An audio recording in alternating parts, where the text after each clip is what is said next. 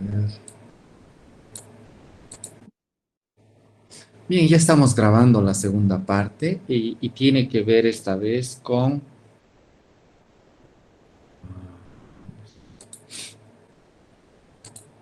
lo que nos corresponde ahora es análisis de datos, ¿no? Como ustedes pueden ver en el gráfico que tenemos, ¿no? Tenemos a una persona que ha recolectado bastante información y está haciendo una revisión de toda la información que ha colectado. En este otro gráfico es mucho más amplio, ¿no? Entonces tenemos gráficas estadísticas, datos correctamente tabulados, ¿no? Existe bastante información y como lo vemos ahí, al investigador está realmente con mucho volumen de información, así que tiene que procesar. ¿Cómo hemos conseguido estos datos, esta información? ¿Cómo se colecta estos datos? Eso es lo que un poquito vamos a repasar el día de hoy. Primero, una de las cosas que hemos hecho actualmente nosotros para elaborar nuestro documento de investigación ha sido buscar información, ¿no? Y no solo buscar información, sino que lo hemos compartido, ¿no? En clase, ¿no?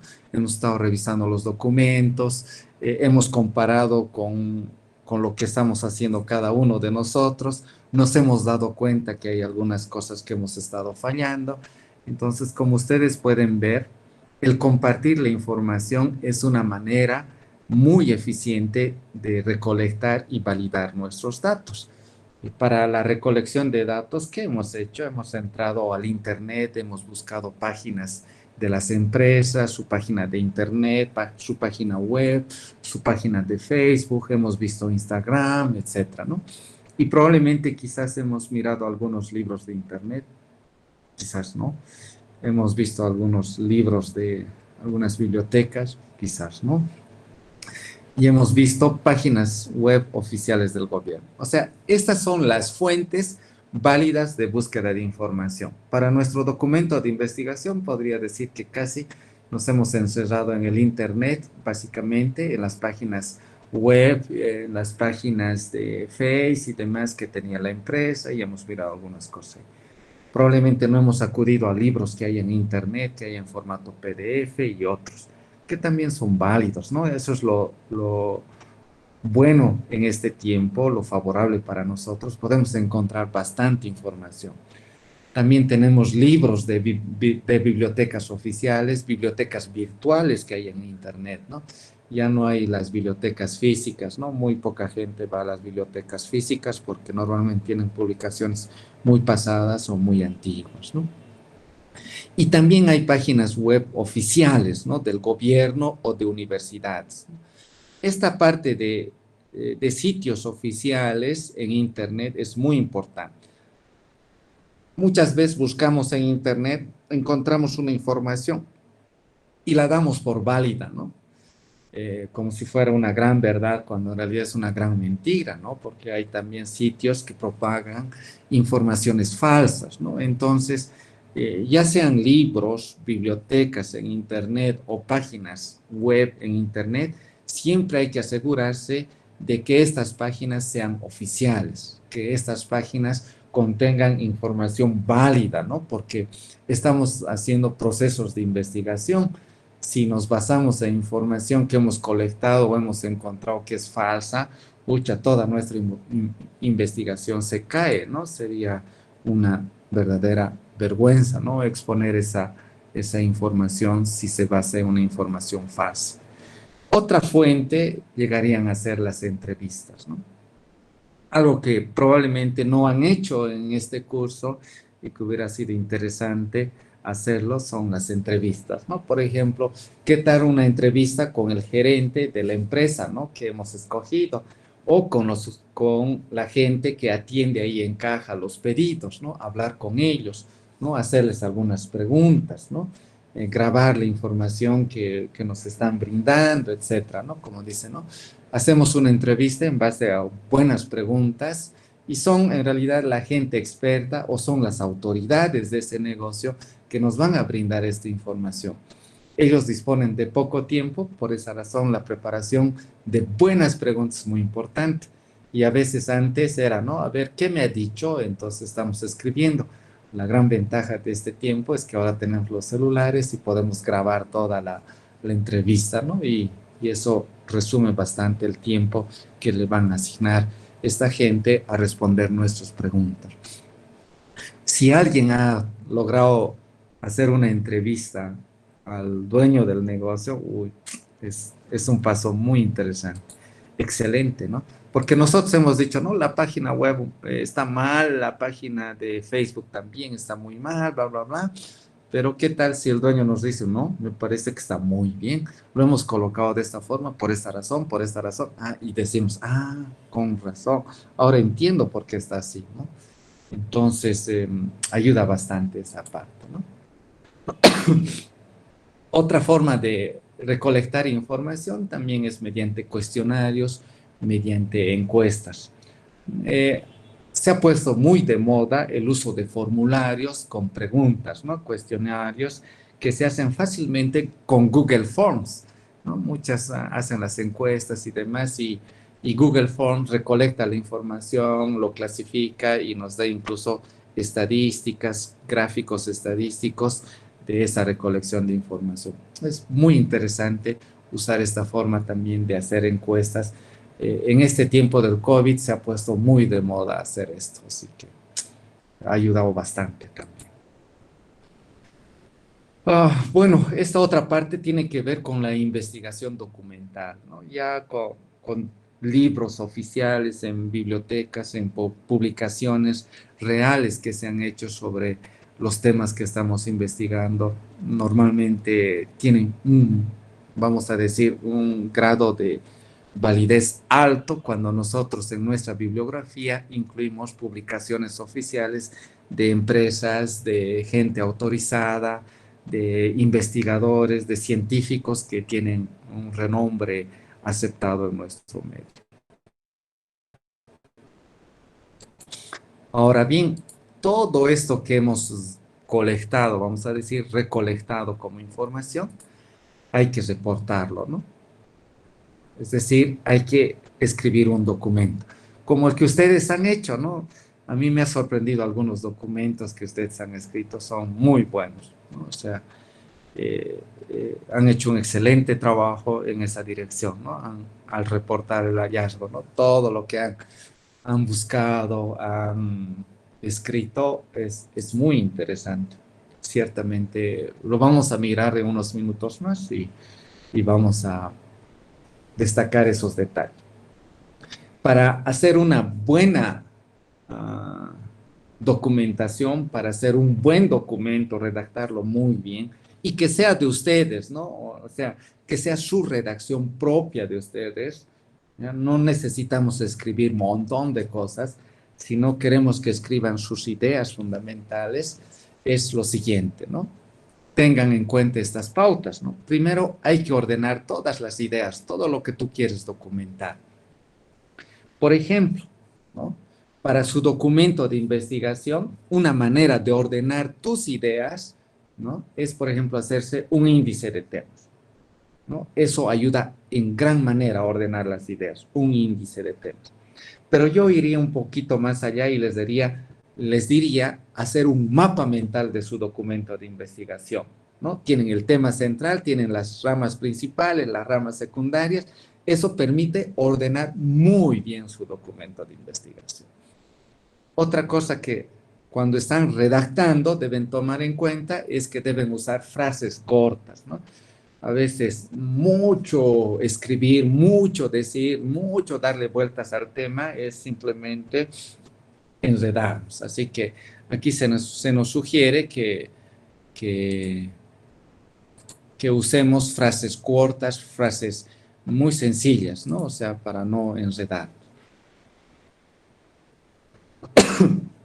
No abusar del uso de los adjetivos, ¿no? De los adjetivos calificativos, es decir, está muy mal, está horrible, ¿no? O sea, no hacer mucho énfasis, ser muy diplomáticos en esa forma, ¿no? No ser muy críticos. criticarlo, pero de manera elegante o profesional, ¿no? El cuarto paso es revisa y revisa, ¿no? Ustedes se han dado cuenta, ¿no? Han hecho un documento, lo presentan, ni siquiera lo han mirado por una segunda vez y encontramos un montón de errores ortográficos, ¿no?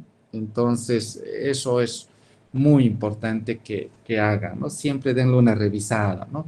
Lean ustedes, ¿no? Y también pueden compartir con su compañero y decir, a ver, míramelo en mi documento, si encuentras algunos errores, etcétera, me dices. Y lo mismo tú haces con el documento de su compañero, ¿no? Entonces le hacen sus observaciones. Eso ayuda en gran manera, ¿no? La otra persona va a ver cosas que nosotros no somos capaces de ver porque es nuestro, ¿no? ¿Ya? El otro tema es, dice, no escribas como hablas, ¿no? A veces tenemos un lenguaje muy informal y si nosotros redactamos de esa manera, no va a ser bien visto nuestro documento, ¿no? Entonces, ese punto hay que tomar muy en cuenta. El punto 6 habla del uso correcto de los puntos, comas, ¿no? Tenemos el punto seguido, el punto aparte, tenemos los dos puntos, tenemos la coma, tenemos punto y coma, y así sucesivamente, ¿no? ¿Cómo usamos estos símbolos, no?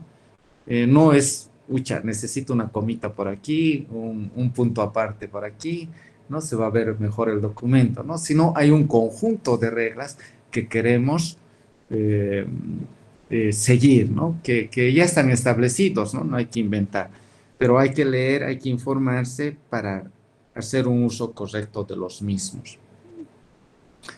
Punto 7 dice, no uses palabras rebuscadas, ¿no? No uses palabras rebuscadas, ¿no? A veces uno quiere usar términos bien rebuscados para decir que uno es bien culto, pero a veces en esa redacción también todo eso se podría perder eh, tristemente, ¿no? Entonces, hay que tener mucho cuidado con esos chicos, ¿no? Entonces, hay que usar términos rebuscados. De hecho, a nosotros los ingenieros de sistemas nos gusta descubrir o incluso posicionar nuevos términos, ¿no? Nuevas frases, ¿no? Por ejemplo, inteligencia artificial, ¿no? Hemos posicionado data mining, por ejemplo, hemos posicionado redes neuronales, ¿no? Términos que para la gente común es raro, ¿no? ¿Y qué es eso? Realidad aumentada, ¿no? Entonces, pero eso son cosas que nosotros vamos investigando, vamos innovando, vamos creando, ¿no?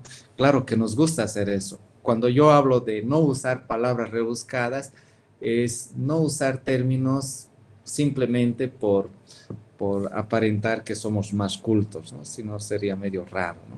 Pero sí va a ser algo común en nuestra área tratar de siempre vamos a tratar de posicionar nuevos términos científicos en la comunidad.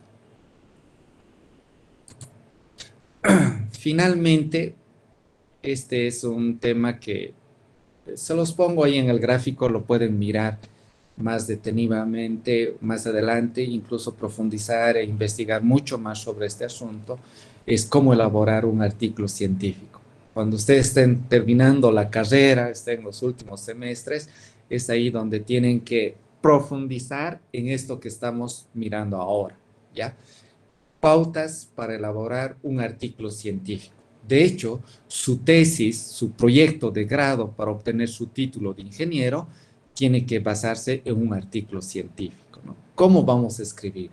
Entonces va a tener un título, ¿no? Que tiene que ser corto y claro, no más de 15 palabras, ¿no? Es una bonita regla. Tienes que poder resumir todo tu trabajo de investigación en un resumen que no tenga más de 250 palabras.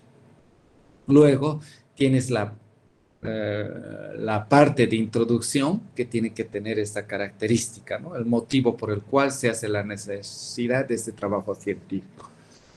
Materiales y métodos, en este caso sería la metodología que has aplicado para desarrollar un producto de software en el área de ingeniería de sistemas o informática. Luego, en el documento se destaca los resultados que se han obtenido al aplicar la metodología o los materiales que se han usado en tu investigación. El paso 6 es discusión, ¿no? Cosas que aún falta por descubrir, falta por confirmar, falta por darle el toque final de que eso realmente es cierto, es real, ¿no? Y eso es lo que ahí estaría pendiente también, ¿no? Entonces se abre como temas de investigación hacia futuro, hacia adelante. Otra cosa muy importante que contiene un artículo científico es la bibliografía, ¿no? Y una bibliografía bien probada, bien cierta, correcta, ¿no? No cualquier bibliografía, hay que asegurarse de las fuentes muy bien, ¿no? Hay que tener mucho cuidado con ello.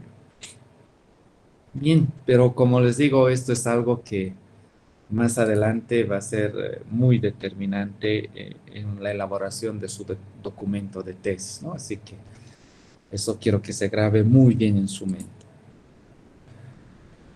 Pero lo más importante, una vez que hemos colectado toda la información, es hacer una buena exposición de tu investigación, ¿no? Y tienes que hablar en público, obviamente, ¿no? Entonces tienes que hacer una conferencia, una ponencia. En el caso de las defensas, por ejemplo, en la carrera, ya son las defensas de tesis, ¿no? Antes, ¿no? En este tiempo ya no. Antes estuvimos en un aula, había un público y tú tenías que exponer ahí tu tema, ¿no? Actualmente entiendo que lo están haciendo de manera virtual, por Zoom. He tenido la oportunidad de hacer algunas defensas de tesis a nivel de maestría incluso, así que ha funcionado lo más interesante, pero no hay nada más, eh, vamos a decir, más práctico, más interesante que hacerlo en forma presencial, ¿no? Ahí se ve muchos detalles de la buena exposición que hace un investigador. En el caso nuestro, chicos, y se los adelanto así claramente, es, por ejemplo, el examen final, ¿no?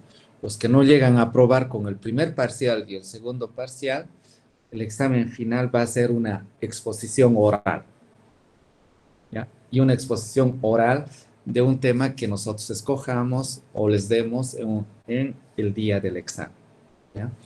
Entonces, ¿qué queremos ver en esa exposición? Primero, como menciona aquí, hay que preparar la investigación. Para mí, no hay nada mejor que un mapa mental en el que tú puedas exponer tus puntos fundamentales de tu exposición, del tema que vas a desarrollar. Las ramas principales y las ramas secundarias, terciarias, como hemos hecho bastante énfasis en este curso. Entonces, si tú tienes un buen mapa mental de lo que vas a exponer, es muy interesante. Ahora, el segundo paso es elaborar un guión, ¿no? De hecho, la elaboración del mapa mental ya es tu guión, ¿no? Ya incluso dices la rama principal uno, la rama principal 2, la rama principal 3. Entonces tienes un cuadro bien completo de lo que vas a exponer. Y a medida que vas exponiendo cada una de esas ramas principales, vas a las secundarias, a las terciarias, y se hace de una manera muy ordenada el guión que vas a exponer. Algo que tú tienes que hacer mucho, como muestra el paso 3, es hay que hacer ensayos en voz alta, ¿no? O sea, tienes que ensayar en voz alta tu exposición, ¿no? No lo hagas con la boca cerrada, ¿no? O en silencio leyendo o viendo el mapa mental. Entonces tienes que practicar esa exposición. Otra cosa muy importante es que en el punto 4 habla de que debemos hablar con despacio, ¿no? Con calma, ¿no? ¿No? Sin acelerarse, haciendo las pausas correctamente, etcétera, ¿no? Aquí hay, ustedes pueden ver las pautas en el gráfico que se exponen muy bien para su repaso, ¿no? El punto 5 dice, utiliza los gestos adecuadamente, los ademanes, ¿no? Para transmitir, ¿no? O sea, no estar quieto simplemente, ¿no? Sino que hay que usar ademanes, hay que usar las manos, el cuerpo, la mirada, la cabeza, ¿no? O sea, no estar como robots, ¿no? Entonces, movernos de una manera más natural al momento de hacer una exposición de un tema. Bien, chicos, creo que de esta manera concluimos esta parte que tenía que ver con análisis de datos y su exposición en un determinado documento. Entonces, vamos a terminar la grabación de esto, de esta lección.